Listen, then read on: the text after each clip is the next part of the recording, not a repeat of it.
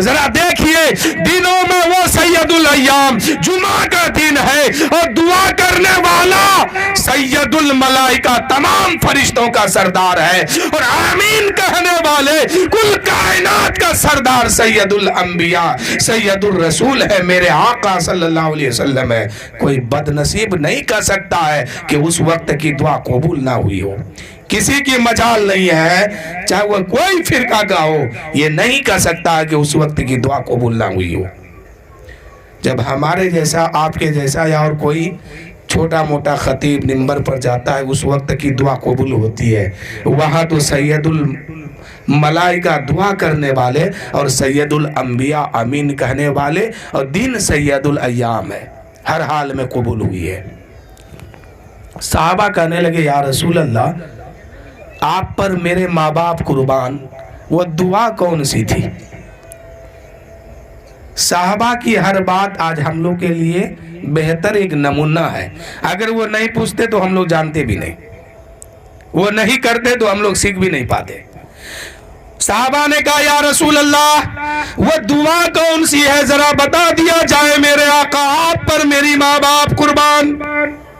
میرے نبی نے فرمایا اے صحابہ سنو، جب میں پہلے زینے پہ قدم رکھا اس وقت جبرائیل امین دعا کر رہے تھے کہ یا اللہ تیرے محبوب کا جہاں نام آئے، تیرے محبوب کا نزاہ ذکر ہو اور وہاں سننے والا تیرے نبی پر سلام اور درود نہ کہتا ہو، نہ درود شریف پڑھتا ہو، اس کو تو تباہ و برباد کر دے اور اپنی رحمت سے اس کو دور کر دے۔ میں نے آمین کہا۔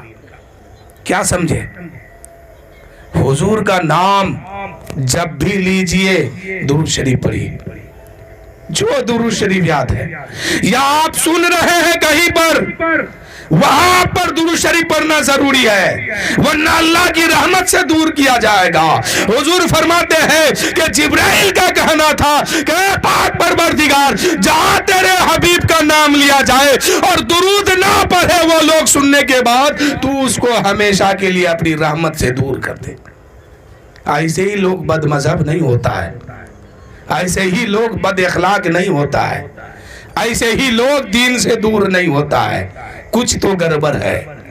اچھے خاصے لوگ، پڑھے لکھے لوگ، سمجھدار لوگ دین سے دور ہو گیا، کہیں نہ کہیں گڑبڑی ہے۔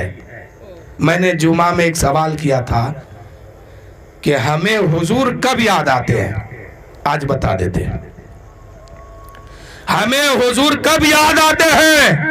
پہلے حضور ہم کو یاد کرتے ہیں تب ہم حضور کو یاد کرتے ہیں۔ یہ حضور کی محبت ہے کہ علامہ محدث حق دہلوی لکھتے ہیں کہ وہ جب تک حضور کسی کو یاد نہ کر لے تب تک وہ بندہ یاد نہیں کر پاتا ہے۔ اللہ کے رسول ہم سے، آپ سے، اپنی امت سے کتنی محبت کرتے ہیں، کتنی محبت کرتے ہیں کہ اگر امتی کے پیر میں ایک کانٹا چبھ جائے تو امتی کو خبر بعد میں ہوتی ہے، پہلے مدینے والے مصطفیٰ کو درد ہوتا ہے۔ حضور اتنی محبت کرتے ہیں، اس لیے آپ حضور کا نام کہیں بھی سن رہے ہیں، اپنوں میں سن رہے ہیں، بیگانوں میں سن رہے ہیں، دشمنوں میں کیوں نہ سن رہے ہیں، جہاں بھی حضور کا تذکرہ کیا جائے، جہاں بھی حضور کا نام لیا جائے، آپ پر ضروری ہے کہ صلی اللہ علیہ وآلہ وسلم کہیے، نہیں کہیے گا ہو سکتا ہے کہ مرتے وقت ایمان آپ کا لوٹا جائے گا، ایمان تباہ و برباد ہو جائے گا۔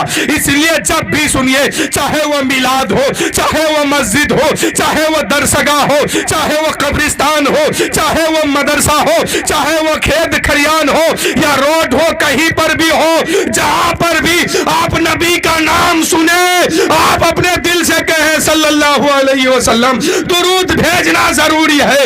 اپنوں سے سنتے ہیں تب بھی کہیے، اماموں سے سنتے ہیں تب بھی کہیے، مسجدوں میں سنتے ہیں تب بھی کہیے، حتیٰ کہ آپ کا اگر دشمن ہے وہ حضور کا نام لے رہا ہے تو اس وقت بھی آپ کہیے صلی اللہ علیہ وآلہ وسلم، نہیں تو وہاں دعا ہو چکی ہے۔ اللہ کو کسی کی پرواہ نہیں ہے، اللہ کو کسی کی پرواہ نہیں ہے، دعا ہو چکی ہے، دعا قبول بھی ہو چکی ہے۔ اس لیے میرے دوستو اللہ کی رحمت لینا چاہتے ہیں تو ہمیشہ حضور پر درود شریف پڑھتے رہیے اور الصلاۃ والسلام علیک یا رسول اللہ، یہ درود جانتے ہیں کیا ہے؟ دل سے منافقت کو دور کر دیتا ہے. جو درود شریف پڑھتا ہے اس کے دل میں حسد، بغض، کینہ، ان سب چیزوں سے اس کا دل پاک ہوتا ہے. اسی لیے ان سب چیزوں سے پاک ہوئیے اور درود شریف پڑھتے رہیے اپنے نبی پر. ایک بار پھر پڑھ دیجئے صلی اللہ علیہ وسلم. صحابہ نے کہا یا رسول اللہ، دوسرے زنا پر آپ نے قدم رکھا، پھر آپ آمین کہے تھے، اس وقت جبرائیل کیا دعا مانگ رہا تھا؟ حضور نے فرمایا اے جبرائیل، اے صحابہ، اس وقت جبرائیل دعا کر رہے تھے یا اللہ، جس بندے کو اس کی ماں باپ بڑھاپے کے حالت میں ملے اور اس کی خدمت کر کے وہ شخص جنتی نہ بن جائے، اس کو تو تباہ و برباد کر دے، اپنی رحمت سے اس کو دور کر دے. حضور نے فرمایا آمین. اس لیے میرے بھائیوں بار بار کہا جاتا ہے کہ ماں باپ کے ساتھ حسن سلوک اچھا رکھو، نہیں تو دعا ہو چکی ہے. جبرائیل کہتے یا اللہ، جس کی ماں بوڑھی ہے، باپ بوڑھا ہے اور اس کی اولاد اس کی خدمت کر کے اپنے آپ کو جنتی نہ بنا لے، جنت نہ حاصل کر لے، اس سے بھی تو اپنی رحمت کو دور کر دے اور اس کو رحمت سے دور ہٹا دے. حضور نے فرمایا آمین.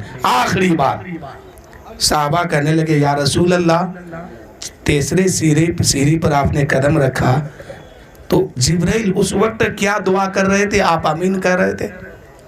حضور نے فرمایا اے جبرائیل، اس وقت اے صحابہ، اس وقت جبرائیل کہہ رہے تھے یا اللہ، جس کو رمضان کا مہینہ ملے، جس کو رمضان کا مہینہ ملے اور روزہ رکھ کر کے، عبادت کر کے، سجدہ کر کے، تلاوت کر کے، تراویح پڑھ کے، نماز پڑھ کے، زکوٰۃ فطرہ جو بھی ہے دے کر کے اللہ کو راضی نہیں کر لیا اور اپنے آپ کو جنتی نہیں بنا لیا، اللہ اس کو بھی تو اپنی رحمت سے دور کر دے.